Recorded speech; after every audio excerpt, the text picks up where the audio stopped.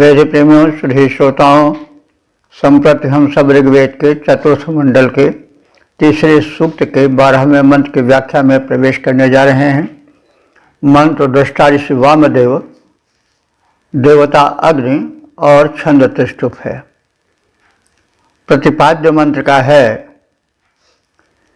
यज्ञ की शक्ति और प्रेरणा से नदियों में प्रवाह। तो अब संबंधित मंत्र का सर्वप्रथम सस्वर पाठ हो जाए।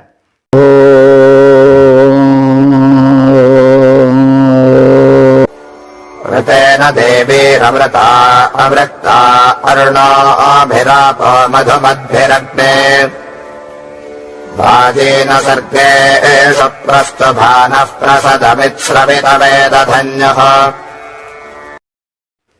इस 12वें मंत्र में यज्ञ की सूक्ष्म शक्ति और उसके ही प्रभाव से नदियों में तीव्र प्रवाह और यज्ञ के संभरण हेतु, संपादन हेतु उनमें उतावली दिखाई गई है। नदियों का मानवीकरण किया गया है और इस प्रकार से, इसी माध्यम से यज्ञ की महत्ता और अग्नि का प्रभाव, उससे उत्पन्न ऊर्जा आदि का कथन है।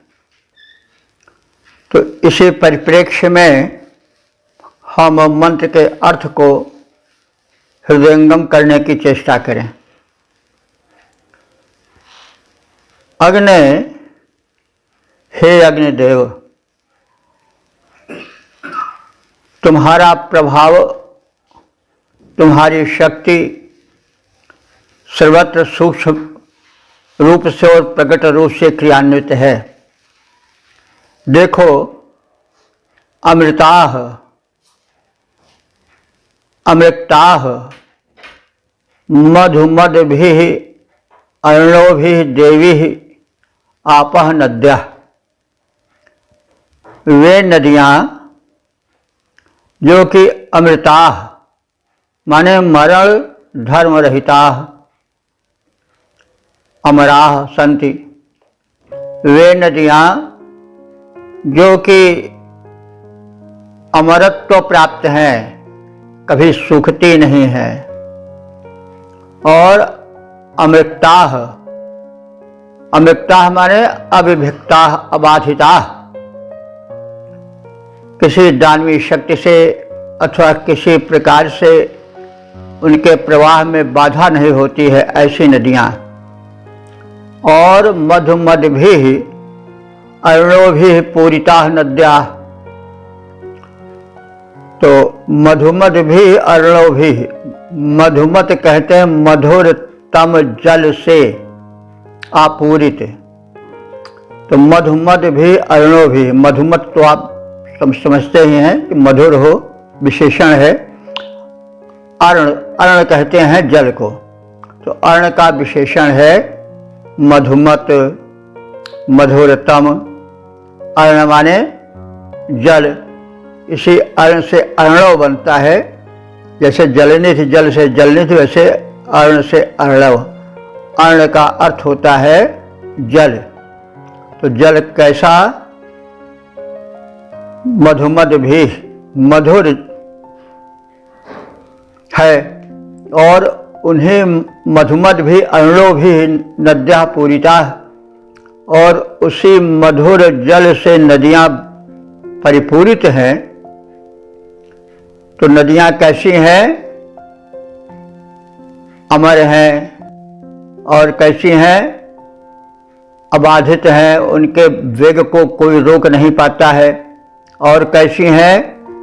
मधुर जल को भरे हुए हैं।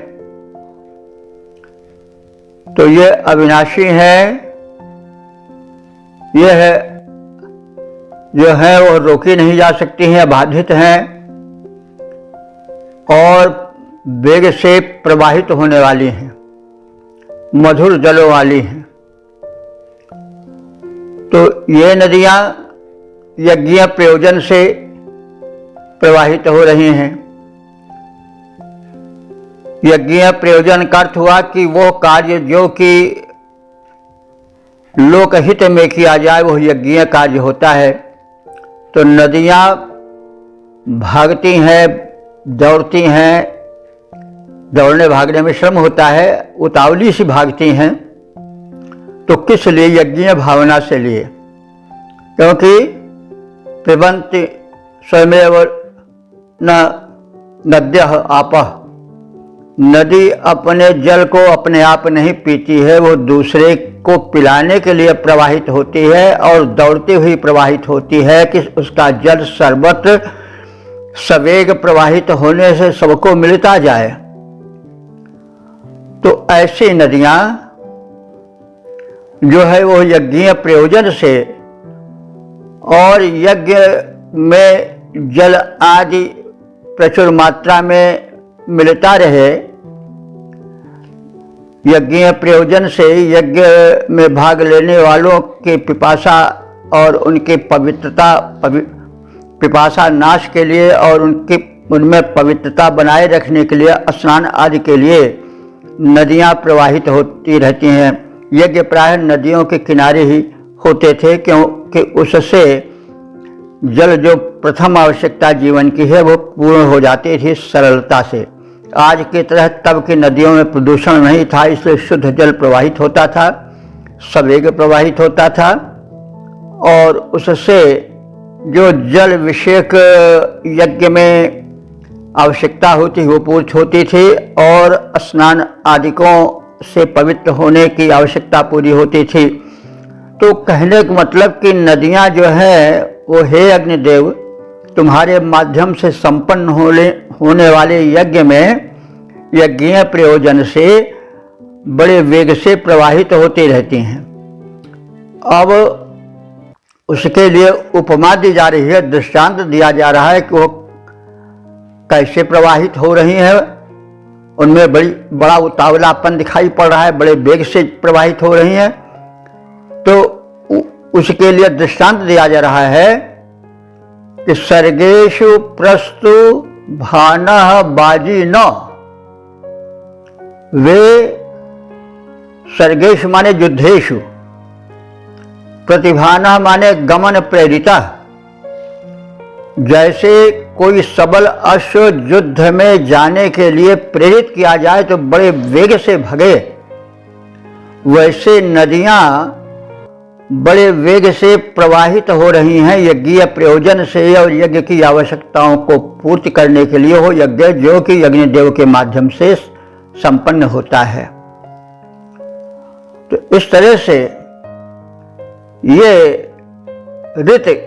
ऋत माने होता है सत्य भी सार्वभौम और ऋत माने यज्ञ भी होता है। तो यज्ञीय आवश्यकताओं की पूर्ति के लिए यज्ञीय भावना से प्रेरित ये नदियां जैसे युद्ध में जाने के लिए कोई उतावला अश्व भग रहा हो, चल रहा हो, वैसे ही ये अपने पथ में बड़े वेग से प्रवाहित होती रहती हैं।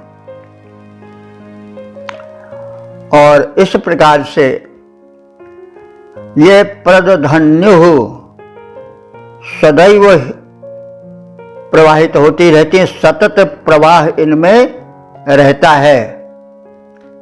और ये सब किस लिए? यज्ञ प्रयोजन से और यज्ञ पूर्ण होने की अभिलाषा से।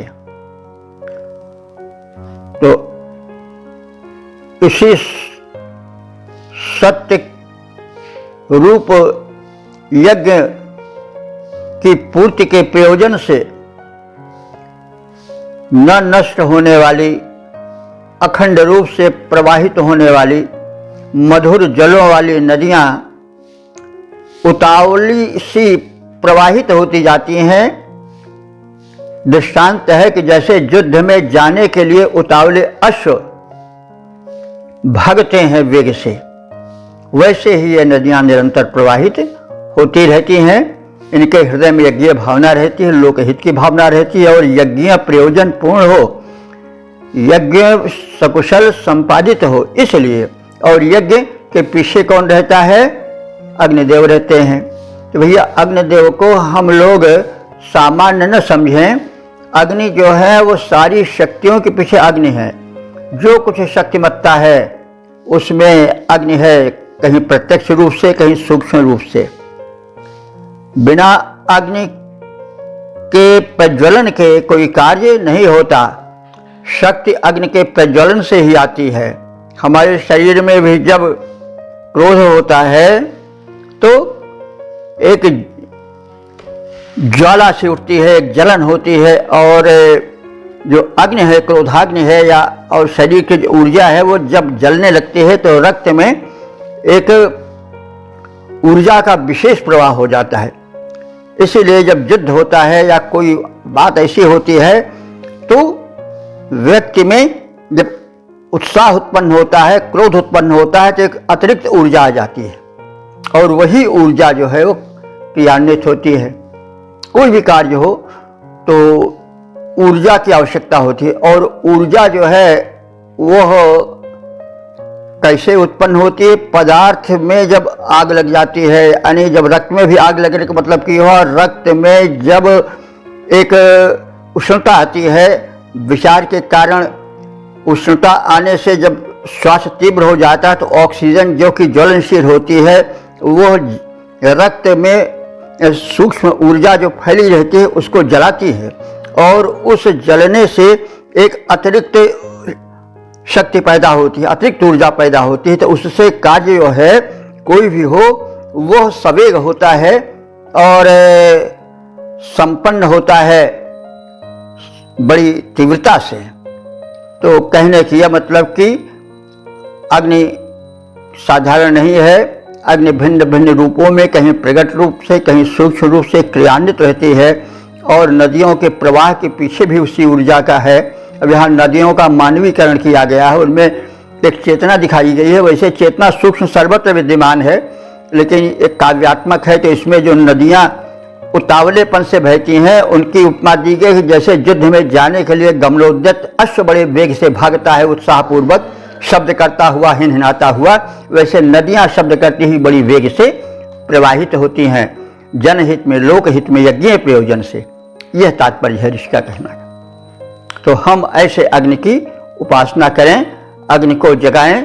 तो अग्नि के जगाने के तात्पर्य हुआ कि हम अपने शरीर में अग्नि तत्व बनाए रखें, अग्नि तत्व को क्षीण न होने दें और अग्नि जो है उसको हम ऊर्जा का पर्याय माने और ऊर्जा के उत्पादन का हेतु माने। सामान्य ऐसे अंगारे से उसको न समझें, उसकी व्यापकता को ध्यान में दें। तब ऋषि का जो मौलिक चिंतन है, ऋषि का जो वैज्ञानिक चिंतन है वो बोधगम्य होता जाएगा।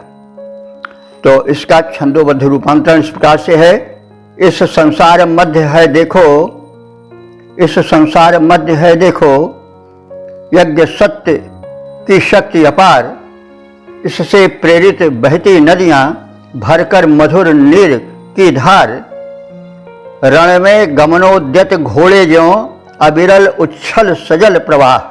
नदियों का प्रवाह कैसा रहता है कि रण में गमनोद्यत घोड़े ज्यों अविरल उच्छल सजल प्रवाह, धारण करके बहती रहती सतत सुपूरित सलिल अथाह।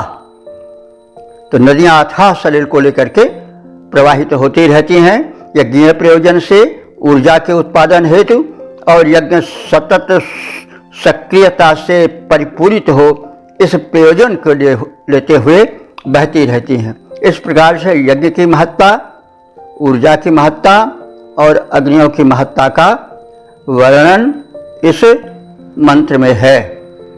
तो अग्नि की भक्ति का मतलब, अग्नि की उपासना का मतलब ऊर्जा की उपासना है। ओम वेद प्रेम सुधीर श्रोताओं, संप्रति हम सब ऋग्वेद के चौथे मंडल के तीसरे सूक्त के 13वें मंत्र की व्याख्या में प्रवेश करने जा रहे हैं। मंत्र दृष्टा इस वामदेव, देवता अग्नि और छंद तिष्ठुप है। शीर्षक है अग्नि कुपात्रों के यज्ञों में मत जाएं। अब संबंधित मंत्र का सर्वप्रथम सस्वर पाठ हो जाए। ओम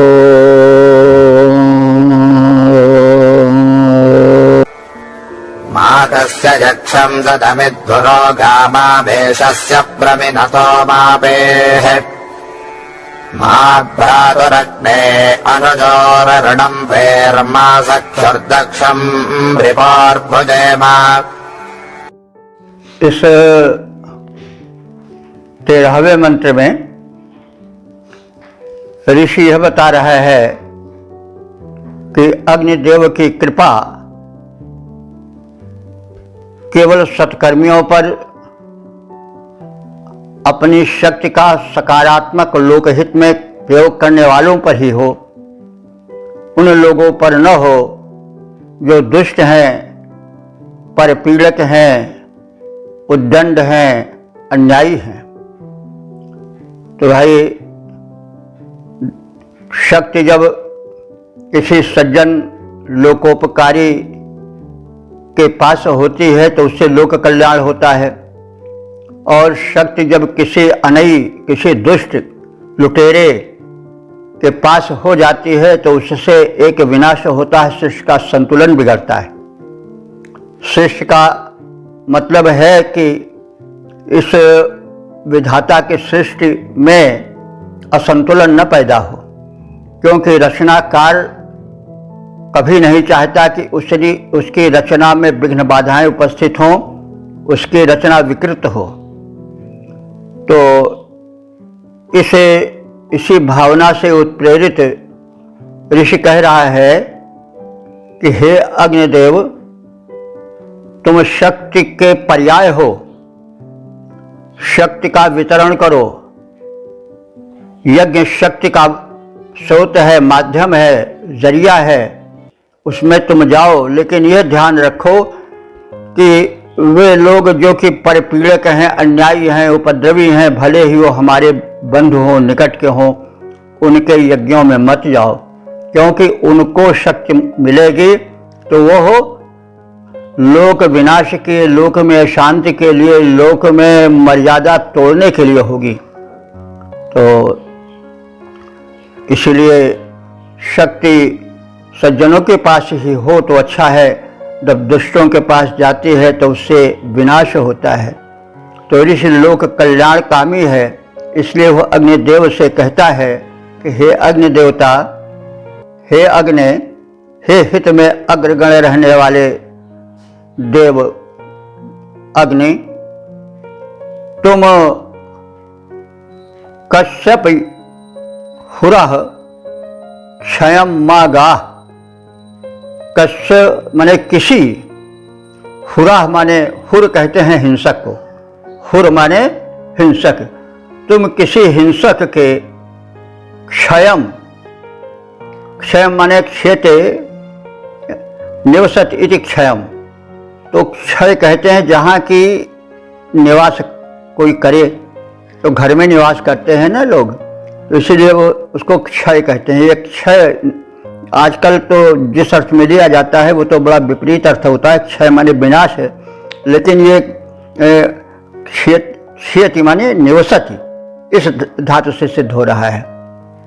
तो अब वो क्षय जो होगा, क्षीणो भवति, इस तरह से कुछ उसकी व्युत्पत्ति होगी, लेकिन क्षय माने क्षयति यानी निवसति इति क्षय, इसीलिए क्षिति शब्द बना होगा। क्षिति माने पृथ्वी होता है, क्योंकि यहाँ लोग प्राणी निवास करते हैं। तो क्षय माने है निवास स्थान यानी घर या यज्ञशाला।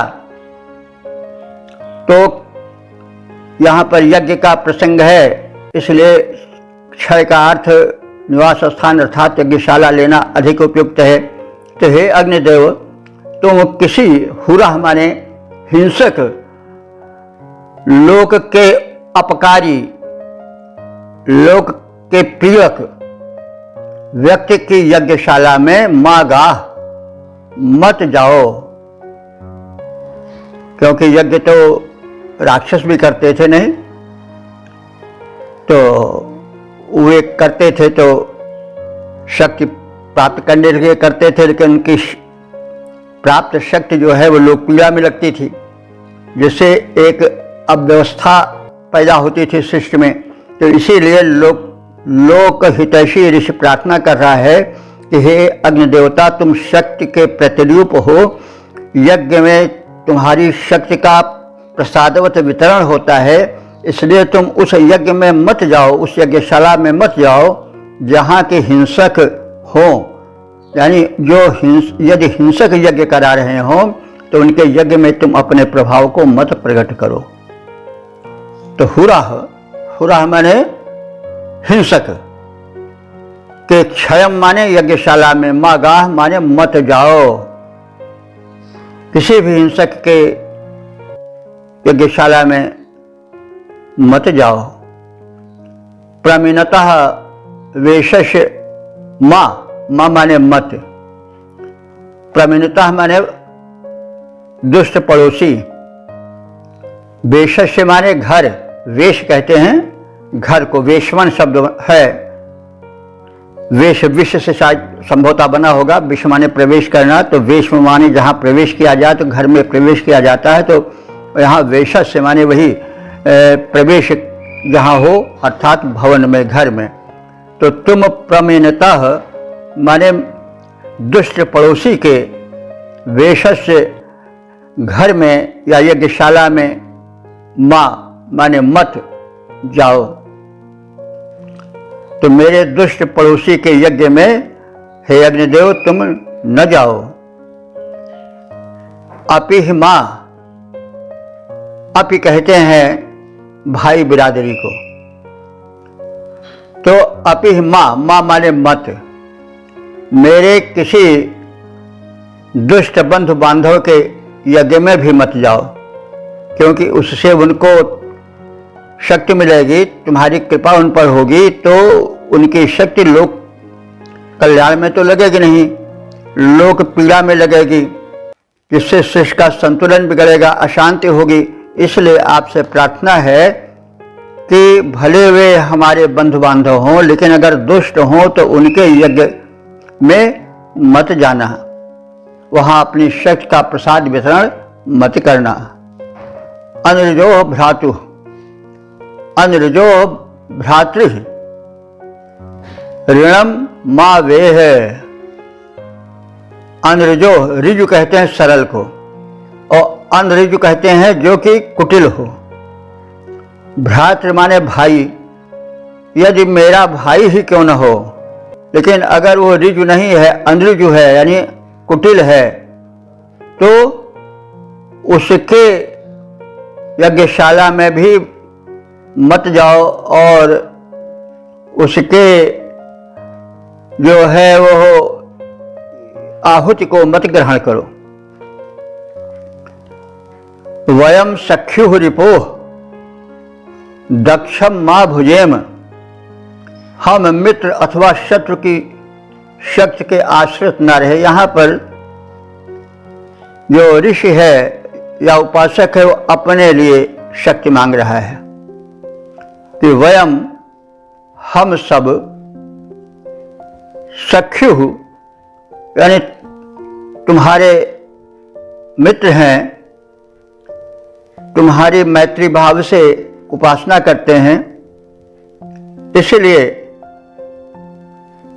हमें तुम सख्यो रिपोह, चाहे हमारा मित्र हो चाहे हमारा शत्रु हो, उसके दक्षम माने शक्ति के आश्रित मुझे न रखना। यानी हम किसी के आश्रय में उसकी दया की भीख पर न जीवें,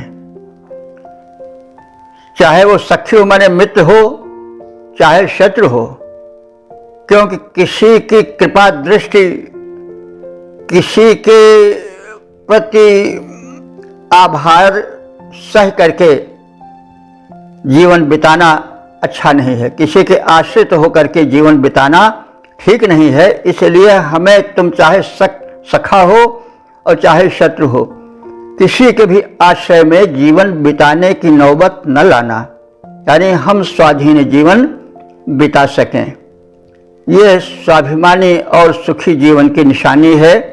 ऋषि ये कहता है, अंत में इस मंत्र का खास प्रयोजन कहने का है कि हमारा जीवन जो हो वो पराश्रित न हो, स्वयं के आश्रित हो, क्योंकि पराधीन सपने सुख नहीं, देखो कर विचार मन माही, पराधीन सपने सुख नहीं। महात्मा गोस्वामी जी ने भी कहा है कि किसी के वश में होकर रहना पड़ा, पराधीन होकर रहना पड़ा, तो सुख वहीं पर रोक दिया जाता है, सुख पर पूर्ण विराम वहीं लग जाता है, विराम वहीं से शुरू हो जाता है, चाहे अल्प विराम हो, चाहे अर्ध विराम हो, चाहे फिर अंत में पूर्ण विराम में परिणत हो। तो भाई इसीलिए ऋषि वेद में जगह जगह पर कहता है कि हम स्वतंत्र जीवन जिए, हम जहाँ आश्रित बन के रहते हैं, किसी की दया की भीख पर रहते हैं, वहाँ हमारी जिंदगी में गुलामी आ जाती है, परतंत्रता आ जाती है। पराधीन सपने सुख नहीं, वो पराधीनता कैसी भी हो, दवा की भी पराधीनता होती है। अगर हम दवा के अधीन हो गए, डॉक्टर वैद्य के हकीम हो गए, डॉक्टर वैद्य हकीम के वश में हो गए, उसके पराधीन हो गए, तो भी हमारा सुख छिन गया। हम इतने कमजोर हो गए कि बिना डंडे के हम चल नहीं सकते हैं, बिना सहारे के चल नहीं सकते हैं, तो भी हम पराधीन हो गए, हमारा सुख वहीं पर छिन गया। इसलिए स्वाभिमानी जीवन जीने के लिए और सुखी जीवन जीने के लिए आवश्यक है कि हम पराधीन न हो। तो इसीलिए कहा गया है कि पश्येम श्रद्धा शतम, हम चश्मे के अधीन न बने और 100 साल तक देखें। सुनियम श्रद्धा शतम, 100 साल तक सुने, किसी मशीन को लगा करके सुनने के अधीनता में मत रहें। पश्येम श्रद्धा शतम, सुनियम श्रद्धा शतम, जीवेम श्रद्धा शतम, इस प्रकार से 100 साल तक जिए। और अदीना श्याम श्रद्धा शतम, और इसके साथ ही साथ हम दीन बन करके न जिए, 100 साल जिए लेकिन अदीना श्याम, दैन्य भाव से भरे हुए न जिए, किसी के सहारे, किसी के लकड़ी के सहारे, किसी के भुजा के सहारे हमारा जीवन न बीते, हमारा जीवन स्वतंत्र हो। यह देखिए कितनी उच्च कल्पना है, और हम इस कल्पना के ऋषि के इस संदेश को यदि जीवन में उतारें तो हमारा जीवन कितना सुखी हो जाएगा, कहने की आवश्यकता नहीं है। दुख का प्रारंभ वही होता है जहां हम पराधीन हो जाते हैं। पराधीनता कई प्रकार की होती है। अगर हम अपने जीव के गुलाम हो गए तो क्या, चाट की इच्छा हुई और भीड़ भरी हुई, सड़क पर भागते चले जा रहे हैं, किसी टिकिया वाले की, किसी ढोली वाले की, किसी और जो हमारी लत पड़ी है खाने पीने की, चाहे शराबे की हो, चाहे किसी चीज़ की हो, तो हम अपने धन धर्म को सबको बेच करके अपने स्वास्थ्य से सौदा कर बैठते हैं और भागते चले जाते हैं। वही बात आँख की है, बेलगाम हम भागते चले जाते हैं किसी चीज़ को देखने के लिए, अच्छी या बुरी, सोचते नहीं उसका परिणाम। वही बात कान के लिए, अगर हम कान से किसी की निंदा सुनने के आदी हो गए और गप छांटने की सुनने के आदी हो गए तो वही हालत होती है। तो इसीलिए कहा गया है भद्रम कर्णे विष्णुयाम देवा भद्रम पश्येमाक्षभिर्यजत्रा जत्रा, इससे ही रंगेस्तु श्वास तनुफल विषेम देव हितम यदायु। कहा गया है कि हम अपने कानों से भली बात ही सुने, कानों से अच्छा ही देखें, कानों से शुभ ही देखें, शुभ ही और सुने, और हम इस प्रकार से स्वस्थ रह करके स्वतंत्र जीवन बितावें। और जो देवहितम आयु, यानी जो देवताओं द्वारा 100 वर्ष की आयु निहित की गई है, उसको हम स्वावलंबी बन करके, स्वाधीन बन करके बितावें। और अधीना श्याम श्रद्धा शतम, 100 साल तक अधीन होकर रहें, कभी हम गिड़गिड़ाती हुई जिंदगी न बितावें। तो ये स्वाभिमानी जिंदगी कितनी महत्वपूर्ण है। हम हर तरह से जो है वो स्वतंत्र रहें, न रोग के वश में रहें, न शोक के वश में रहें, न ईर्ष्या छल कपट निंदा, और कोई हमको हमारी खुशामद करे तभी हम खुशी होंगे, नहीं होबे नहीं करेंगे। तो ये सब क्या है, पराधीनता है। हम जो हैं वो स्वावलंबी बने। स्वावलंबी का अर्थ हुआ कि हर प्रकार से हम आत्मस्थ हो जाएं। जहां हम पराये के वश में हुए तो वहीं से दुख शुरू हो जाता है। तो इस प्रकार से ऋषि ने अंत में सब कुछ कहने के बाद कि हे अग्निदेव, तुम, ये तो समाज की हित बात है कि तुम ऐसे लोग जो कि राक्षसी प्रवृत्ति हैं उनके यज्ञशाला में उन्हें शक्ति देने के लिए मत जाओ। द्वेषियों के मत जाओ, भले ही हमारा भाई बिरादरी हो क्यों, उसके घर में पहुंचो, मतलब तुम सज्जनों के ही यहाँ प्रदीप्त हो, उन्हीं को शक्ति प्रदान करो। इसके साथ ही साथ जो हमारी इच्छा ये है कि हम चाहे कोई अपना मित्र हो, चाहे कोई शत्रु हो, सख्य हो रिपो हुआ, दक्षम माने उसकी दक्षता में, उसकी शक्ति में जीने जीवन को माँ भुजेम मत भूजेम, या उसके जीवन उसके अध्यक्षता में या उसकी गुलामी में या उसकी प्रतंत्रता में हम जीवन न बितावें। माँ भुजेम, हम अपने जीवन का उपभोग न करें या जीवन को भूजें नहीं उसमें, यानी स्वतंत्र स्वाधीन जीवन ही सुखी जीवन है, उसी को हम बितावें। हे अग्निदेव, तुम प्रेरक हो, हमें ऐसी प्रेरणा दो। हे अग्निदेव, तुम किसी हिंसक के यज्ञ में मत जाना, जो मेरा अहित चाहते हो वे मेरे पड़ोसी हो, किंतु उनके यज्ञ में तुम मत जाना। तुम प्रज्वलित होकर उनमें शक्ति वितरण मत करना। कुटिल चित्त वाले भले ही मेरे भाई हों, उनके तुम यज्ञ में मत जाना, उनका यज्ञ सफल न होने पावे। और कपटी भाई के हव्यान्न की कामना मत करो। हम भी तुम्हारी शक्ति को छोड़कर किसी शत्रु या मित्र की शक्ति के आश्रित न हो। शक्ति हो तो केवल तुम्हारी हो, शक्ति मांगे तो तुम्हारी मांगे, शरण मांगे तो तुम्हारी मांगे, हमें मांगना हो तो तुमसे मांगे, हम मंगतों से मत मांगे, क्योंकि संसार जो है वो तो भिखारी है, दाता एक राम भिखारी सारी दुनिया। तो हम इस प्रकार से स्वाधीन जीवन व्यतीत करें और स्वस्थ जीवन व्यतीत करें, कभी हमें किसी के अधीन होकर जीवन न बिताना पड़े। पद्य रूपांतरण है, मेरा अहित चाहने वाले हिंसक यज्ञ मध्य मत जाओ। हे अग्निदेव, मेरा अहित चाहने वाले हिंसक यज्ञ मध्य मत जाओ। कुटिल पड़ोसी कपटी भाई के भी यज्ञ मध्य मत आओ। कपटी के हव्यान्न की कामना करो मन में आए। कपटी के हव्यान्न की कामना तुम्हारे मन में आए। हे पावक, हम बने पराश्रित अपना जीवन नहीं बिताएं। हे पावक, हम बने पराश्रित अपना जीवन नहीं बिताएं। ओम वेद प्रेमियों सुधी श्रोताओं, संप्रति हम सब ऋग्वेद के चौथे मंडल के तीसरे सूक्त के 14वें मंत्र की व्याख्या में प्रवेश करने जा रहे हैं। मंत्र दृष्टा श्री वामदेव, देवता अग्नि, छंद त्रिष्टुप है, शीर्षक है अग्नि से तेजस्वी बनाने और संरक्षण पाने की प्रार्थना। अब संबंधित मंत्र का सर्वप्रथम सस्वर पाठ हो जाए।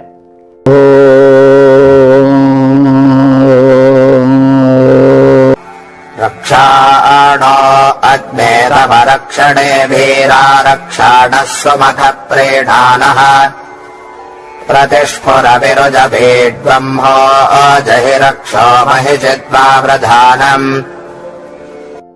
इस 14वें मंत्र में अग्निदेव से प्रार्थना की गई है कि वे अधर्मियों का नाश करें और सतधर्मियों का विकास करें। तो यह प्रार्थना पुरातन काल से ही चली आ रही है, वैदिक काल से चली आ रही है कि पापियों का नाश हो, अधर्म का नाश हो, धर्म की जय हो। यदा यदा हि धर्मस्य ग्लानिर्भवति भारत अभ्युत्थानम् धर्मस्य तदात्मानं सृजाम्यहम् परित्राणाय साधूनां विनाशाय च दुष्कृताम् धर्म संस्थापनार्थाय संभवामि युगे युगे। तो दुष्कर्म जो करने वाला है वो हमारा भाई नहीं है। यह बात पिछले मंत्र में स्पष्ट कर दी गई है कि ऐसे व्यक्तियों से हमारा बंधुत्व नहीं है। अग्निदेव उन कुकर्मियों को विनष्ट करें, भले हुए हमारे निकट के हों, पड़ोसी हों। तो अब उसी संदर्भ में इस 14वें मंत्र में कहा जा रहा है कि सर्वशक्ति संपन्न अग्निदेव पापियों का विनाश और सज्जनों का विकास करें। सुमुख अग्नि, हे उत्तम यज्ञ के पक्षधार अग्निदेव। सुमुख, मख माने यज्ञ, सुमाने शोभनम मखम इति सुमुखम। तो सुंदर यज्ञ कर्म के निर्वाहक हे अग्निदेव। तो सुंदर मुख कौन है? जो अध्वर हो, जो हिंसा रहित हो। तो वह यज्ञ, वह कर्म जो शुभ भावना से प्रेरित हो, वही धर्म है। अगर उसमें शोभन विचारों का, उसमें लोकहित का ध्यान नहीं है, तो वह सही यज्ञ नहीं है। यदि कोई व्यक्ति दिखावटी में शुभ कर्म कर रहा हो, उसकी नीयत ठीक नहीं है, तो वह ऊपर से अच्छा दिखने वाला यज्ञ कर्म सत्कर्म नहीं कहा जाएगा। जैसे कोई यज्ञ ही कहीं कर रहा हो और वो किसी भूमि को कब्जा करने के लिए कर रहा हो, मंदिर बना रहा हो इसलिए, मस्जिद बना रहा हो इसलिए, अतीम खाना बना रहा हो इसलिए, किसी ज़मीन पर हम कब्जा कर लें, तो वह भले ही ऊपर से सत्कर्म हो, लेकिन है दुष्कर्म, घोर दुष्कर्म। तो उसी भावना को, उसी सत्य को इस मंत्र में उभारा गया है और अग्निदेव को कहा गया है सुमुख। हे सुंदर स्वीकरणीय यज्ञ के निर्वाहक अग्निदेव। रारक्षाणा, तुम हम सत्कर्मियों के रारक्षाणा माने विधिवत रक्षक बन करके आओ और प्रियाना, प्रसन्न होकर के हमारी रक्षा करो। तव रक्षणो भी, तुम्हारे रक्षण के साधनों से हम लाभान्वित हैं, हम सुरक्षित हों। और हे अग्निदेव नः रक्ष, तुम हमारी रक्षा करो अपने श्रेष्ठ रक्षा साधनों द्वारा। प्रतिस्फुर, और एतदर्थ तुम, प्रतिस्फुर माने प्रज्वलित हो जाओ। और बीडु अंगा, विरुज,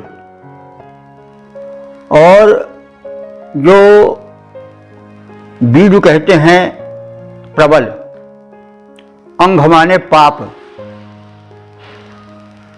और जो घनघोर पाप हैं हिंसा आदि,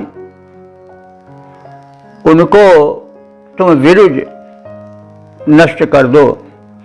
बीडु अंगा विरुज, यानी जो घोर से घोर पाप हैं उन्हें विनष्ट करो और हमको सुरक्षित करो।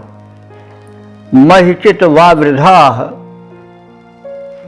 महिचित, मही कहते हैं विस्तृत, मही पृथ्वी को भी कहते हैं।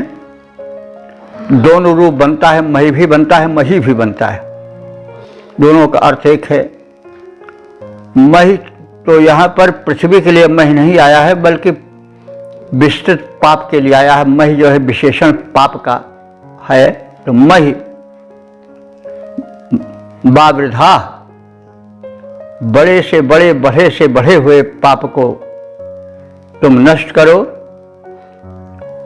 और रक्षा जय, बड़े से बड़े राक्षस को मारो। रक्ष माने होता है राक्षस, वैसे धातु तो रक्ष है, रक्ष माने रक्षा करना होता है, लेकिन थोड़ा देखें तो शब्द अपने में एक इतिहास समेटे होता है। दो शब्द संस्कृत में मिलते हैं, रक्ष और यक्ष। तो प्रतीत होता है कि एक वर्ग राक्षसों का खड़ा किया गया था। तो राक्षस कोई सींग पूंछ वाले नहीं थे, समाज के ही एक वर्ग के लोग थे। तो उन्हें कहा गया कि तुम रक्ष हो जाओ, यानी रक्षक बन जाओ, समाज से दुष्कर्मियों को, दुराचारियों को दंडित करो, उन्हें दूर करो, अपराध दुराचार न हो। लेकिन वे क्या करने लगे कि रक्षक के बहाने भक्षक बन गए। जैसे आजकल बहुत जगह देखा जाता है, सुना जाता है कि तमाम ऐसे पुलिसकर्मी हैं जो कि शांति और व्यवस्था के लिए नियुक्त किए जाते हैं, लेकिन लोभ में पड़कर या किसी अन्य कारणों से वे दुष्टों की रक्षा करने लगते हैं, घूसखोरों की रक्षा करने लगते हैं, पाप कर्मियों की रक्षा करने लगते हैं, और चोरों, लुटेरों, बटमारों और जो फिरौती वगैरह वसूल करते हैं, ऐसे आपराधिक कृत्यों में लगने वालों की वे रक्षा करते हैं और किसको दंडित करते हैं, किसको परेशान करते हैं जो भले आदमी हैं। ऐसे भी उदाहरण मिलते हैं। तो कहने का तात्पर्य हुआ कि राक्षस पहले समाज में सुव्यवस्था और रक्षा के लिए नियुक्त किए गए होंगे, लेकिन जब उनकी नियत बद हो गई, वे किसी लोभ में, किसी पक्षपात के कारण जो है वो सताने वाले हो गए, रक्षक छोड़कर भक्षक बन गए, तो उनको राक्षस कहा गया। अब आर्यों में भी राक्षस थे, ऋषियों के भी संतानें राक्षस हुई।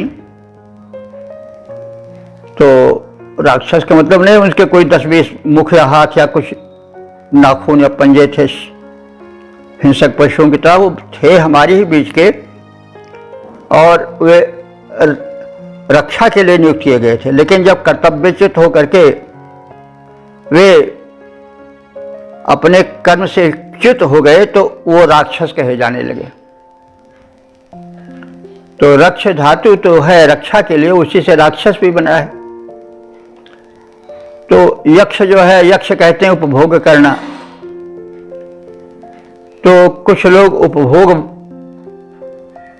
मतलब भोगवादी बन गए, ऐशो आराम तलब बन गए, तो उनको देवकोट से तो नहीं हटाया गया, राक्षस तो नहीं कहा गया, लेकिन उनको यक्ष मान लिया गया।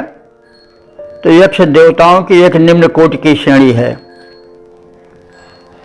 क्योंकि उनमें भोग विलास अधिक था और वे कुछ त्याग तपस्या से उतने नहीं जोड़े थे, इसलिए।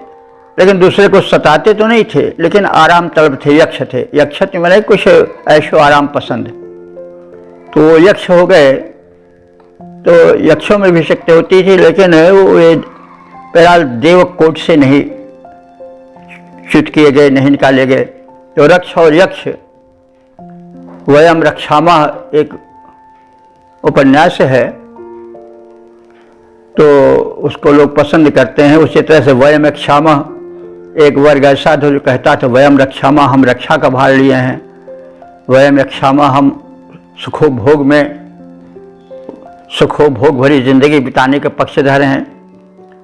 तो बहरहाल ये शब्दों का समय के प्रवाह में उत्थान पतन होता रहता है।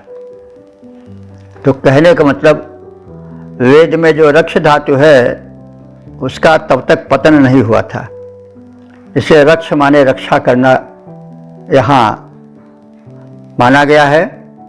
लेकिन यह भी प्रतीत होता है कि जब जय शब्द लगा हुआ है तो जय माने मारो, तो इसका मतलब हुआ कि राक्षसत्व तो आने लगा था कुछ लोगों में, इसीलिए रक्षा जय कहा गया है कि तुम जय माने मारो, इनको मारो जो रक्षक होकर के भी भक्षक बन गए हैं, राक्षस बन गए हैं, उनको मार डालो। तो प्रतीत होता है कि विकृति वैदिक युग से भी शुरू हो गई थी, मनुष्य की दुर्बलता जो है वह उस पर सवार कुछ लोगों पर होने लगी थी। तो इसीलिए ऋषि को कहना पड़ा कि रक्षा जय। वे भले ही बड़े शक्तिशाली हों, लेकिन यदि रक्ष हो गए हों, राक्षसत्व अपना लिए हों, तो उनको भी क्षमा मत करो, बल्कि जय मार डालो। तो हे सुयज्ञ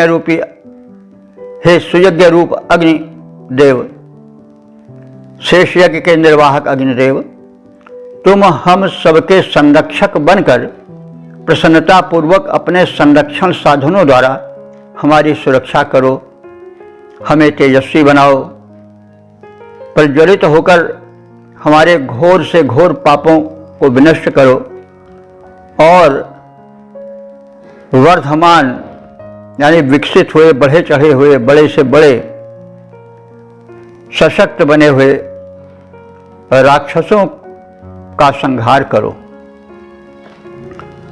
पद रूपांतरण है, यज्ञ रूप पावक हम सबके संरक्षक बनकर तुम आओ, यज्ञ रूप पावक हम सबके संरक्षक बनकर तुम आओ, मुदित करो संरक्षण आकर हम सब की तेजस्विता बढ़ाओ, करो विनाश घोर पापों का हम सबका उपकार करो, बढ़े चढ़े राक्षस महान जो उन सबका संहार करो। ओम वेद प्रेमियों, श्री श्रोताओं, संप्रति हम सब ऋग्वेद के चतुर्थ मंडल के तीसरे सूक्त के 15वें मंत्र की व्याख्या में प्रवेश करने जा रहे हैं। मंत्र दृष्टा श्री वामदेव, देवता अग्नि और छंद त्रिशुप है। शीर्षक है अग्निदेव से उपासकों के समर्पण को ग्रहण करने की प्रार्थना। अब संबंधित मंत्र का सर्वप्रथम सस्वर पाठ हो जाए।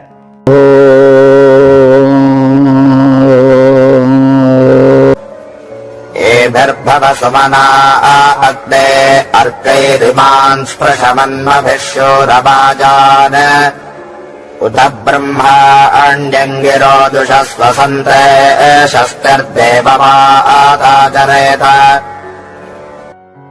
इस 15वें मंत्र में अग्निदेव से समर्पित हविष्यान्न को ग्रहण करने और स्तुति को स्वीकार करने और कल्याण करने की प्रार्थना है। अग्नि हे हित में अग्रगण्य रहने वाले हमारे पूज्य देवता अग्नि, ये भी अर्कई सुमना भव, ये भी माने इन अर्कई माने स्तुति मंत्रों से, अर्क कहते हैं स्तुति मंत्र को या स्तोत्र को, ये भी अर्कई इन स्तोत्रों को, स्तुति मंत्रों को जिनको हम तुम्हारी सेवा में प्रस्तुत कर रहे हैं, उसको सुन करके सुमना भव माने प्रसन्न हो जाओ, हमारी स्तुतियों से आप प्रसन्न हो। ईमान बाजान मन भी अस्पृश्य, तो ईमान बाजान माने बाज कहते हैं अन्न को, ईमान माने इन, तो इन अन्नों को, इन अन्नों से मतलब हुआ उन अन्नों को जिनको हविष या आहुति बना करके हम आपको प्रस्तुत कर रहे हैं, उनको मन में भी अस्पृश्य, मन में भी माने मननीय श्रेष्ठ स्तोत्रों के श्रवण के साथ ही साथ अस्पृश्य माने स्वीकार करो, ग्रहण करो। तो ईमान बाजान मन में भी अस्पृश्य मतलब इन प्रस्तुत हविष्यान्नों को स्तुति मंत्रों के गायन के साथ ही साथ स्वीकार करो। उत माने और, अंगिरा, अंगिरा माने अग्निदेव, अग्निदेव को अंगिरा क्यों कहा जाता है? वैसे अंगिरा ऋषि भी हैं, वे जो हैं वो अग्नि के विशेष पूजक और आविष्कारक थे। अग्नि की उपयोगिता के विषय में पिछले मंत्रों में कहा भी गया है। लेकिन वो अंगिरा भी इसी अंगिर शब्द से बना है। अग्नि उपासक होने का वो अंगिरा कहे जाने लगे। तो अंगिरा शब्द की जो व्युत्पत्ति है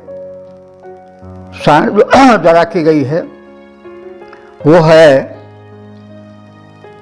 अंगति हवींषि, यानी प्राप्नोति हवींषि इति अंगिरा। जो प्रदत्त हव्यान्न को आहुति को ग्रहण करे वह अंगिर है।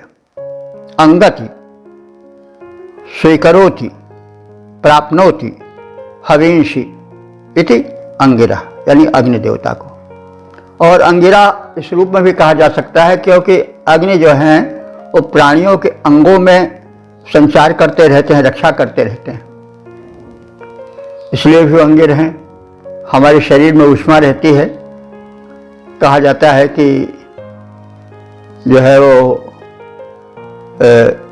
इतनी ऊष्मा रहती है शरीर में कि उतने में पानी उबल जाए, उससे कुछ अधिक ही ऊष्मा रहती है। और उसी कारण हमारे शरीर में जो कीटाणु प्रवेश करते रहते हैं वायुमंडल में व्याप्त हुए जब जाते हैं तो अधिकांश उस ऊष्मा से अग्नि के जो तेजी रहती है, गर्मी रहती है रक्त में, उससे वे उसी में भस्म हो जाते हैं। तो अग्निदेव हमारे अंगों में ऊर्जा बनकर, ऊष्मा बनकर, ताप बनकर विचरण करते रहते हैं, इसलिए भी उनको अंगिर कहा जाता है।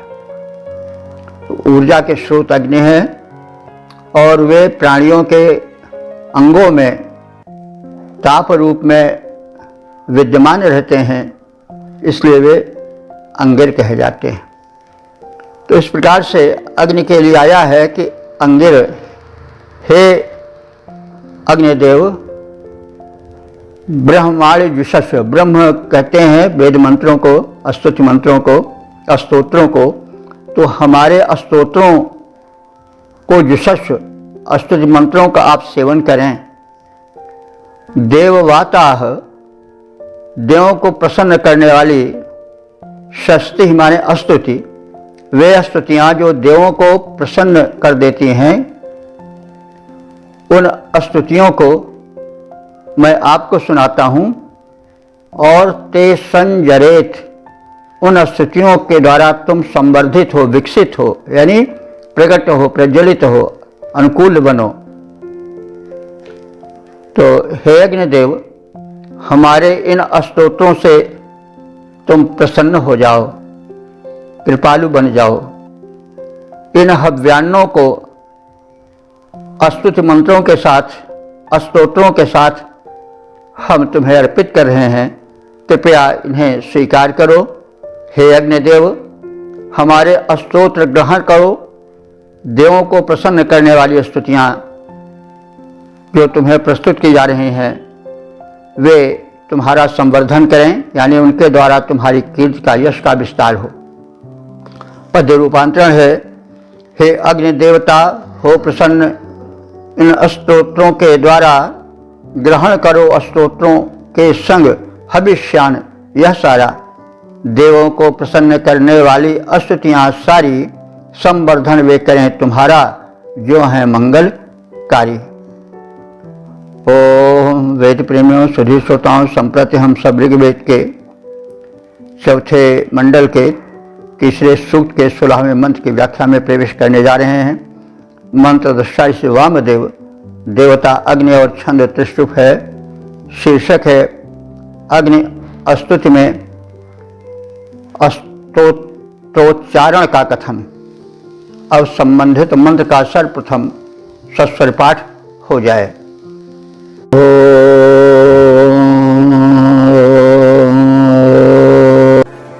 एता विश्वा विदुषे तुभ्यम् वेदो नेथान्यग्ने निन्यावचांसे निवचना कवये काव्यान्यशं शिशं मतिभिर्विप्र उक्थैः इस 16वें मंत्र में यह बताया गया है कि हम सब अग्नि के अनुरागी, उनके उपासक स्तुति मंत्रों के साथ उनकी स्तुति कर रहे हैं और उनसे अपने कल्याण की कामना चाहते हैं।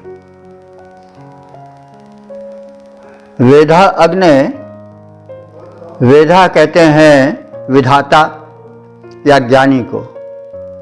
हे विधाता अथवा ज्ञानी अग्निदेव, विदुषे कवये तुभ्यम, तुम विदुष हो। विदुष माने विद्वान हो, कवये माने कवि है, ये कवि का चतुर्थी है, तो कवि कहा गया अग्नि के लिए। ऋग्वेद में कवि आज के अर्थ में नहीं प्रयोग देखा जाता उसका। आजकल तो जो कविता करता है वो कवि है, लेकिन ऋग्वेद में इसका प्रयोग विद्वान के, दूरदर्शी के अर्थ में किया गया है, रचनाकार के अर्थ में किया गया है। तो वैसे शब्द अगर देखें तो कम आनंदम वितरति, कवि ही का आनंद को कहते हैं, तो कम आनंदम वितरति कवि, रचना को भी कहते हैं तो रचयति इति कवि। और तो इसलिए सब अग्नि का विशेषण है। तो विदुषे कवये, विद्वान, ज्ञानी और रचनाकार, दूरदर्शी तुझ अग्नि के लिए नीथानि, नीथानि माने फल प्रदायक और निर्णय माने गूढ़, ये मंत्रों का विशेषण है जो अग्निदेव की स्तुति में प्रस्तुत किए जा रहे हैं। वे मंत्र कैसे हैं? नीथानि माने फल प्रदायक हैं, उनके उच्चारण, गायन और जप का फल श्रेष्ठ होता है। वे फलप्रद हैं, निष्फल नहीं हैं। और गूढ़ हैं माने रहस्य से परिपूर्ण हैं। निवचना काव्यानि, और वे जो मंत्र हैं उनमें काव्य है। और कैसा काव्य है? व्याख्या के योग्य काव्य है। विवचना यानी विशेष रूप से कहने योग्य, यानी गूढ़। तो वेदों का अर्थ, मंत्रों का अर्थ तो बड़ा गूढ़ है, यह हम सब जानते ही हैं। ऋषि ने संकेत कर दिया है, इसलिए उसको हृदयंगम कराने के लिए थोड़ा रुकना पड़ता है। और जब रुक करके हम उसके अर्थ को जानते हैं, उस पर चिंतन मनन करते हैं, तो हमको दिव्य ज्ञान का रत्न उनमें मिलता है। ऋषि कह रहा है कि तुम्हारे जो स्तुति के मंत्र हैं वो निवचना माने अधिक व्याख्या के योग्य हैं, और काव्यानि माने काव्यमय हैं। एता विश्वा वचांसी, एता माने ये, विश्वा माने समस्त, वचांसी माने वचन, यानी इन समस्त स्तुति वचनों को मतिभिः उक्तैः, मतिभिः माने मननीय, मति बुद्धि को कहते हैं, तो बुद्धि का काम ही होता है मनन चिंतन करना। तो मति भी माने मननीय, मनन करने योग्य। उक्थै माने अस्तोत्र, उक्त अस्तोत्र को कहते हैं। तो मति भी उक्थै माने चिंतन मनन करने योग्य स्तोत्रों द्वारा, उक्तों द्वारा, मंत्रों द्वारा। विप्रह, विप्रह माने ज्ञानी, विशेषेण प्रजानाति या विशिष्टम प्रजानाति इति विप्रह, जो विशिष्ट ज्ञान रखता हुआ विप्र है। तो विप्र ऋग्वेद में किसी जाति विशेष के लिए नहीं है, यह जो है वह ज्ञानी मात्र के लिए है। कोई भी हो, अगर वह किसी विषय का गूढ़ ज्ञानी है गुण ज्ञाता है तो उसको विप्र कहा जाता था। तो यहाँ पर विप्र जो है वो ज्ञानी के लिए आया है। तो हम लोग जो हैं विप्र हैं, विप्र माने ज्ञानी हैं। तात्पर्य हुआ कि मंत्रार्थ को जानते हैं, उसके वजन को जानते हैं, उसके गौरव को जानते हैं। इसलिए हम मंत्रों का अशंसिषम माने आपकी सेवा में उच्चारण कर रहे हैं। ऐसे नहीं कि ना बिना जाने सुने कुछ का कुछ कह दे रहे हैं। हम लोग मंत्रार्थ का और उसके भावार्थ और उसमें छिपे हुए गूढ़ अर्थ को जानने वाले हैं और उनका तुम्हारी सेवा में उच्चारण कर रहे हैं। हे ज्ञानी अग्निदेव, तुम विद्वान तथा दूरदर्शी हो, सब कुछ जानते हो और किसी विषय में बड़ी दूर तक विचार करने और निर्णय लेने में सक्षम हो। हम विप्रगण, हम ज्ञानी गण तुम्हारे निमित्त फलदायक और गूढ़ यानी अधिक मर्म से भरे हुए मंत्रों की व्याख्या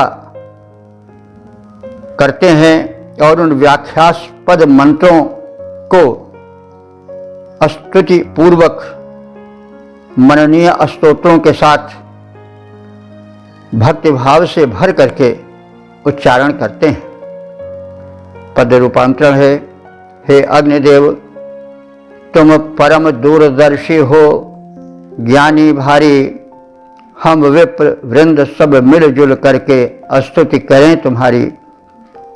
मंत्र जो कि फलदायक हैं, गूढ़ार्थ कर रहे धारण, स्तोत्रों के साथ कर रहे हम उनका उच्चारण। इस प्रकार से अग्नि देव विषयक इस सूक्त का अंतिम समापन वाला मंत्र, जिसकी संख्या 16 है, 16वें संख्या पर जो है उसका हम अर्थ जाने। तो अग्निदेवा देवता प्रत्यक्ष देवता हैं, ऊर्जा के स्रोत हैं, ऊर्जा के मूल कारण हैं, प्रकाश के, ज्ञान के, सबके निधान हैं। और ये हमेशा जानें कि ये जागृत देव हैं, प्रत्यक्ष देव हैं। इनको हम बहुत हल्के में न लें। इनके पीछे एक सूक्ष्म शक्ति भी है जो कि चेतन है, जानती है सब कुछ, वो शक्ति। और वो शक्ति सर्वज्ञ है, जैसा विशेषणों द्वारा स्पष्ट किया गया है। तो हम अग्नि को एक भौतिक अग्नि के रूप में ही ग्रहण करने की भूल न करें। अग्नि के पीछे एक चेतना है जो जागृत है, जो सब कुछ जानती है, सर्वज्ञ है, सर्वदृष्टा है। इसलिए अग्नि को जात वेद कहा गया है। जो प्राणी मात्र के गूढ़ रहस्यों को, तथ्यों को जानता है, वो जात वेद है। तो इस प्रकार से हम इस प्रत्यक्ष देवता की स्तुति करें। तो यह है जो अग्नि की स्तुति परंपरा चल रही है। ये बड़ी लंबी स्तुति है, जैसा कि आप सब जानते हैं कि ऋग्वेद में इंद्र के बाद सबसे अधिक स्तोत्र स्तुतियाँ जो हैं वो अग्नि देवता की हुई हैं, क्योंकि अग्नि देवता जो हैं वह ऊर्जा के स्रोत हैं। जो कुछ प्रकाश है, जो कुछ ऊष्मा है, जो कुछ जीवन है, वो बहुत कुछ अग्नि के कारण है। तो अग्नि इस सृष्टि की एक प्रचंड और महत्व शक्ति हैं, ऊर्जा के पर्याय हैं। तो वे, उनमें दिव्य देवत्व है। वे एक ओर हमें प्रकाश देते हैं, हमारे हवियों को ग्रहण करके दिव्य शक्तियों को, देवों को, जल आदि को पवित्र करते हैं, पर्यावरण का शोधन करते हैं। दूसरी ओर हमारे शरीर में ताप बन करके, यक्षाग्नि बन करके हमारा रक्षण करते हैं। तो हम अग्निदेव को इस रूप में देखें और साथ ही साथ यह करें कि हम अग्निदेव को रुष्ट न करें।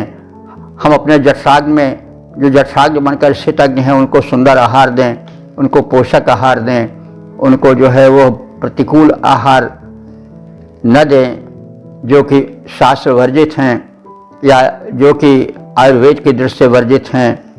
और आहुति शेष डालेंगे तभी तो फिर उससे जो निकलेगा तत्व वो रम्य होगा, स्वास्थ्यवर्धक होगा, कल्याणकारी होगा। तो इस प्रकार से अग्नि की महत्ता को समझें और उसमें जो है वो हम रमण करें और उसके विस्तृत अर्थ गांभीर्य में प्रवेश करें। तो इस प्रकार से अग्नि के विषय में बहुत कुछ कहा गया है और कहा भी जाएगा। तो बार बार ऋषि अधिक अग्नि विषय में क्यों कह रहा है? क्योंकि हम अग्नि के विषय में बड़े ही भ्रम में रहते हैं और अग्नि का सदैव उल्लंघन करते हैं। इसीलिए हम ऊर्जाहीन होते जा रहे हैं, हम अल्पमृत्यु के ग्रास बनते जा रहे हैं और हम नेत्र की ज्योति खोते जा रहे हैं। जल्दी हम शारीरिक शक्ति को खोते जा रहे हैं, निर्बलता के शिकार बनते जा रहे हैं। इसलिए अग्नि के गौरव को समझें, अग्नि के अनुकूल हम आचरण करें, अग्नि की भक्ति करें। तो इस प्रकार से इस ऋग्वेद के चतुर्थ मंडल के तीसरे सूक्त के 16 मंत्रों की हमने संक्षिप्त व्याख्या देखी। अब तक जो हम लोग व्याख्यायित कर चुके हैं मंत्रों को, उनकी संख्या 3108 हो चुकी है। तो इस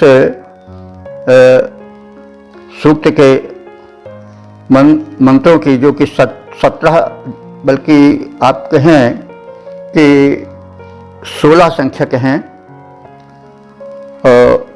उनकी हम संक्षिप्त रूपरेखा जान लें और उसका संक्षिप्त सार प्राप्त कर लें। तो इसमें पहले मंत्र में यह बताया गया है कि अग्नि की उपासना में टाल मटोल या हम उपेक्षा न रखें। और जैसा लोग कुछ आलसी कहा करते हैं कि आज करे सो काल करे सो परसों, और इतनी जल्दी क्या पड़ी है, अभी जीवन पड़ा है बरसों। तो यह आलस्यों की उक्ति है, लेकिन सही उक्ति तो यह है कि काल करे सो आज कर, आज करे सो अब, पल में प्रलय होती है बहुर करेगा कब। तो इस प्रकार से हम अग्नि की उपासना में टाल मटोल न करें। तो अग्नि के हम वैज्ञानिक महत्व को ही समझें, उसके देवत्व को समझें। और हम चाहें तो हमारा वैदिक धर्म उदार है, वो कहीं एक से बंध करके नहीं रहता। वो इतना कमज़ोर नहीं है कि अगर अग्नि को छोड़ करके या किसी देव विशेष को छोड़ करके तुम दूसरे देव को माने तो तुम्हारा धर्म कमज़ोर पड़ जाएगा। वैदिक धर्म पुष्ट धर्म है, ऐसा छुई मुई वाला धर्म नहीं है कि थोड़ा दिख गए तो बस धर्म मलिन पड़ गया। हमारा धर्म सशक्त धर्म है। वैदिक धर्म पूरा शक्ति संपन्न है, उसमें मलिनता नहीं आती है। वो सदैव चिरजीवी अमर है, अजर है। तो हम चाहें तो अग्नि के स्थान पर किसी अपने इष्ट देव को भी रख सकते हैं। वेद जो है वो इसका विरोध नहीं करता है। एका सद्विप्रा बहुधा वदंती चीज़ है, तदेव अग्निस्तादित्य तद्वायुस्तद चंद्रमा। वही अग्नि है, वही आदित्य है, वही चंद्रमा है, वही वायु है, वही जल है। बस सत्य एक ही है। तरह तरह से उसके नामकरण किए जाते हैं। नाम के परिवर्तन से रूप में परिवर्तन नहीं होता, गुण में परिवर्तन नहीं होता। आप जल को जल कहोगे तो भी जल रहेगा, जल को वाटर कहोगे तो भी जल ही रहेगा। उसको आब कहोगे, फारसी में किसी भाषा में कहोगे तो जल ही रहेगा। अब इसके लिए संघर्ष करना कि हम जो संबोधन कर रहे हैं वही सही है, नहीं तो जो अगर तुम दूसरे को कहे तो हम मर जाएंगे या मार डालेंगे। ये तो मूर्खता, सीधी मूर्खता है, बैल बुद्धि है। तो भाई कहने के तात्पर्य है कि अग्नि के गुण बताए गए हैं। दिव्य शक्तियों में गुण होते हैं, जहाँ मन लगे वही उपासना करो। लेकिन कोई हमारा या वेद का ये विरोध नहीं है कि आप नाम परिवर्तित करके उपासना करोगे तो कुछ धर्म का बिगड़ जाएगा या कुछ धर्म कमज़ोर पड़ जाएगा, नहीं। लेकिन वैदिक धर्म मूल धर्म है, यह सही धर्म है। इसमें जो देव हैं वो प्रत्यक्ष देवता हैं, किंतु आस्था का अभाव हो गया है। हम पत्थर की मूर्ति में कंकड़ पत्थर जोड़कर बनाई गई मस्जिद में आस्था रखते हैं, लेकिन वो यथार्थ उतना नहीं है जितने वेद के देवता यथार्थ हैं। अग्नि जितने यथार्थ हैं, जितने वायु यथार्थ हैं, उतने वे नहीं हैं। क्योंकि अग्नि और वायु न रहें तो फिर क्या हो जाएगा, प्रलय हो जाएगी, जिंदगी नहीं रहेगी। लेकिन मंदिर मस्जिद गुरुद्वारा न रहें, गिरजाघर न रहें तो कोई फर्क नहीं पड़ेगा, दुनिया जैसी है वैसे ही चलेगी। इसलिए सही देवता तो यही देवता हैं। अग्नि देवता हुए, सूर्य देवता हुए, वायु देवता हैं, जल देवता हैं, जिसको आप कहा जाता है, आपो देवता। तो ये सब सही देव हैं। तो इनसे हम भक्ति रखें, इनको हम पवित्र रखें, इनसे हम जो लगाव रखें तो हमारा कल्याण होगा प्रत्यक्ष, क्योंकि ये प्रत्यक्ष लाभ देने वाले हैं। हम अगर पिपासाकुल हों तो किसी मूर्ति के आगे खड़े होकर के कहें कि हमारी प्यास बुझ जाए, प्यास नहीं बुझेगी, क्यों? उसको हम न पी सकते हैं, खा सकते हैं, न भूख मिट सकती है, न पिपासा मिट सकती है, चाहे जहाँ खड़े हों। लेकिन जो दिव्य देवता हैं, जल हैं, अग्नि, उसको हम जल सेवन करेंगे, हमारी जो है पिपासा मिट जाएगी। तो कहने का मतलब ये तो बड़े प्रत्यक्ष देव हैं, और इसको अगर हम प्रदूषित करेंगे तो वरुण देवता जो जल के अधिपति हैं, जल को प्रदूषित करेंगे, उनका कोप हो जाएगा, जल के रोग हो जाएंगे। तो पीछे बताया गया है। तो तात्पर्य यह है कि जो वेद मंत्र हैं या जो वैदिक उपासना पद्धति है वो जीवन से जुड़ी हुई है और बहुत ही अनुकूल है।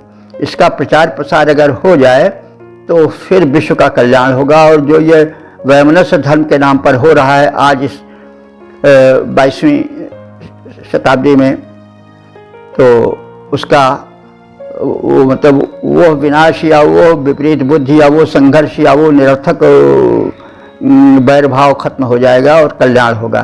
क्योंकि वैदिक देवताओं को मानने में किसी को कोई मतलब हानि नहीं है। अरे भाई आप देख लें, एक शक्ति रहती है लेकिन उसका बंटवारा होता है। हम देखते हैं प्रधानमंत्री में या राष्ट्राध्यक्ष में शक्ति निहित है, लेकिन जो नीचे वाले हैं उनसे भी हम प्रणाम करते हैं, उनको भी हम please give me, I shall be मतलब ओब्लाइज्ड फॉर दिस, तो हम आपके कृतज्ञ रहेंगे, कृपया हमें यह प्रदान करें, रिक्वेस्ट करते हैं। तो ऐसे हम किसी अन्य देव की रिक्वेस्ट किए जो और हैं तो उससे हमारा वो मुख्य देव लांछित नहीं होगा। कुछ लोग कहते हैं कि हम सिर झुका देंगे दूसरे के आगे तो हमारा वो रुष्ट हो जाएगा। नहीं भाई, वो रुष्ट क्यों होगा? कोई ज़रूरी नहीं आप प्रधानमंत्री की उपासना करो भाई, और कोई भी हम जाते हैं, हमको डिप्टी कलेक्टर के पास जाना है तो हम उसके अनुशासन में रहेंगे।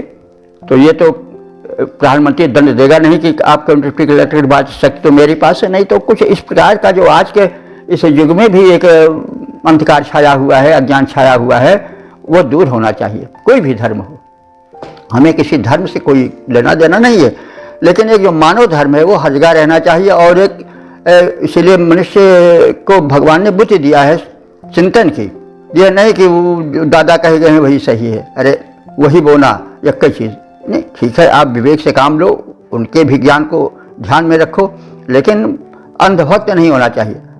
वही अंधभक्त कट्टरता है जो कि विनाशक है। कट्टरता के कारण संसार ने बहुत कुछ खोया है और आज भी खो रहा है। तो कहने के तात्पर्य कि वेद का संदेश है कि आप जो प्रकृति की शक्तियां हैं, अग्नि हैं, वायु हैं, जल हैं, इनकी उपासना करो। ये बड़े व्यापक हैं, इन्हीं तत्वों से तुम्हारा शरीर बना है और इनकी उपासना नहीं करोगे तो तुम्हारा शरीर भी क्षीण हो जाएगा, और शरीर ही तो सब कुछ है। तुलसी धन धाम शरीर रहते हैं, सब कुछ उसी के पीछे है। तो कहने का मतलब पहले मंत्र में ये कहा गया है कि आप अग्नि की उपासना में टाल मटोल मत करो, निरंतर उपासना करते रहो। अग्नि से आत्मीयता माने उसकी पूजा उपासना करते रहो, और उनसे अपने पाप माने जो गलत कार्य हो जाते हैं भूल चूक में, उनके प्रति क्षमा मांगने की मानसिकता से युक्त रहो। अग्नि में बड़ी व्यापकता है, वही सर्वत्र हैं, सूर्य रूप में, विद्युत रूप में, शरीर में उष्मा रूप में, प्राण शक्ति रूप में। तो अग्नि की व्याप्ति सर्वत्र है, इसका अनुभावन करो और उनके प्रति देवत्व की भावना से भरपूर होकर के उनकी उपासना करो। उपासना करने का मतलब हुआ उनके अनुकूल आचरण करो। तो वही है, भगवान भी कहते हैं कि मेरा प्रिय वही है, मम अनुशासन माने जो मेरे आज्ञा को, मेरे अनुशासन को मानता भी मेरा प्रिय है। तो अनुशासन मानने का मतलब ये हुआ कि जो शास्त्रानुकूल जो कहा गया है उन तथ्यों पर विचार करो और विचार करके उसको ग्रहण करो, आंख मूंद करके नहीं। तो अग्नि की व्यापकता वही तमाम जीवन का कारण है, वृक्ष का कारण है।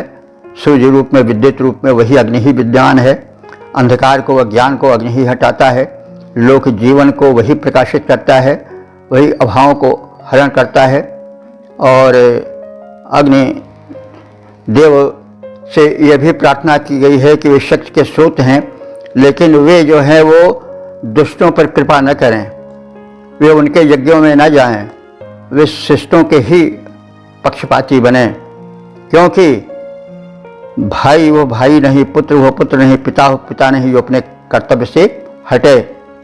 तो एक बड़ा स्पष्ट संदेश दिया गया है कि न्यायार्थ अपने बंधु को भी दंड देना धर्म है, और न्याय सहकर बैठ रहना यह महादुष्कर्म है, और न्यायार्थ अपने बंधु को भी दंड देना धर्म है। तो धर्म की परिभाषा बड़ी सूक्ष्म है। तो अब एक मंत्र में संभवतः 13वें मंत्र में बात कही गई है कि आप भले हमारे भाई हों लेकिन उनके यज्ञ में मत जाओ, यानी कहने का मतलब उनका पक्षपात मत करो, उनकी आहुति मत स्वीकार करो। उसी आधार पर कहा गया है कि दुर्योधन घर मेवा त्यागे साग विदुर घर खाए। भगवान ने भी यह नीति स्थापित की है, ये वैदिक नीति ही है कि दुर्योधन का भोग विलास और तमाम कीमती आहार और सुस्वादु आहार छोड़ दिए और सूखा साग खाए। विदुर के यहाँ उपासना के लिए भी यही कहा गया है। तुलसीदास जी से एक बार मीरा जी ने पूछा कि हमें हमारे परिवार वाले बहुत सता रहे हैं कि तुम क्यों कृष्ण के भक्त में इस प्रकार से सबको त्याग दे रहे हो, परिवार को और घर को और किसी के शान और मर्यादा ख्याल नहीं करती हो। तो वो करके एक बार तुलसीदास जी से मीरा ने पूछा कि हे स्वामी बताओ हम क्या करें इस समय। तो उन्होंने कहा, तुलसीदास जी ने जवाब दिया कि जाके प्रिय न राम वैदेही तजिए ताहि कोटि बैरी सम यद्यपि परम स्नेही। तो बस वही चीज़ है कि जो सत्कर्म नहीं करता है वो भले ही बड़ा नज़दीक कहो पापी हमेशा त्याज्य है। तो अब यह है कि वहाँ मतलब राम और वैदेही, राम और सीता कहा गया है, तो यहाँ आप दूसरे देव कहीं किसी भी देव को ले सकते हो, तो वो कोई पाबंद नहीं है। तुलसीदास जी ने राम के रूप में देखा, सूर्य ने कृष्ण के रूप में देखा, कि कोई देवी के रूप में देखता है, कोई किसी रूप में देखता है। देखना बुरा नहीं है, उसके प्रति कट्टर होना बुरा है। आंख मूंद कर बिना सोच विचारे व्यवहार बुरा है। तो वही उन्होंने भी कहा कि जाके प्रिय न राम वैदेही तजिए ताहि कोट बैरी सम यद्यपि परम स्नेही तजो पिता प्रहलाद विभीषण बंधु भरत महतारी और बलि गुरु तजो कंत ब्रज बनितनि भयो जग मंगलकारी। तो अंजन कहाँ आँख जो फूटे, तो ऐसे रिश्ते से क्या लाभ। अंजन कहाँ आँख जो फूटे ए तो मतो हमारो। तुलसीदास ने स्पष्ट लिखा मेरा तो यही मत है भाई कि जो सन्मार्ग पर नहीं चल रहा है, जाके प्रिय राम वैदेही, वैसे वो देवता किसी के भी लिया जा सकता है जो सत्कर्मशील नहीं है। सजिए ताहि कोटि बैरी सम यद्यपि परम स्नेही, वही का उदाहरण दिया। तजो पिता प्रहलाद, पिता पुत्र का बड़ा निकट कर नाता हो, लेकिन तजो पिता प्रहलाद विभीषण बंधु भरत महतारी, ये सब बड़े निकट के रिश्ते हैं, लेकिन चूंकि ये पथच्युत हो गए थे इसलिए त्याज्य हो गए। लेकिन तो ही बात कहते तजो पिता प्रहलाद विभीषण बंधु भरत महतारी बलि गुरु तजो कंत ब्रज बनतनि। ब्रज की स्त्रियों ने अपने पति को त्याग दिया क्योंकि कृष्ण भक्त में बाधक थे, लेकिन उनको अमंगलकारी नहीं माना गया, भय जग मंगलकारी, उनका नाम मंगल ही माना गया। राधा का नाम स्मरण किया जाता है। वे राधा कृष्ण की सखिया नहीं है, परखिया हैं, फिर भी उन्हीं का नाम लिया जाता है। रुक्मिणी से ज़्यादा राधा को स्थान दिया गया है कृष्ण उपासना में। रुक्मिणी कृष्ण की विवाहिता पत्नी थी, राधा जो है उनकी प्रेमिका हैं, लेकिन राधा कृष्ण राधे कृष्ण कहा जाता है, रुक्मिणी कृष्ण नहीं कहा जाता है। तो कहने के तात्पर्य है कि उस सत्शक्ति से सच्चा प्रेम रखो और वो हो, उनसे प्रार्थना करो कि आप शक्ति उन्हीं को दो जो शक्ति को संभाल सकें। इसीलिए 13वें मंत्र में कहा गया है कि आप हमारे विरोधियों के घर में, कुकर्मियों के घर में, भले हमारे बड़े निकट के वहाँ प्रज्वलित न हो, मतलब उनको शक्ति मत दो। तात्पर्य यह है कि हमारे यहाँ पक्षपात नहीं, ये नहीं है कि बस साहब जो नहीं मानता इसको बस वो उसका सर कलम कर दो, ऐसी बात नहीं है। सद्धर्म सबके प्रति एक सच्ची शक्ति को माना गया है और उसको शुद्ध हृदय से स्वीकार करना चाहिए। शक्ति जो है वो वितरित है चारों ओर, एक शक्तिमान जरूर है लेकिन उसकी शक्तियाँ वितरित हैं, तो इसलिए अन्य देवों को भी हम अगर सिर झुकाते हैं तो कोई बुरा नहीं है।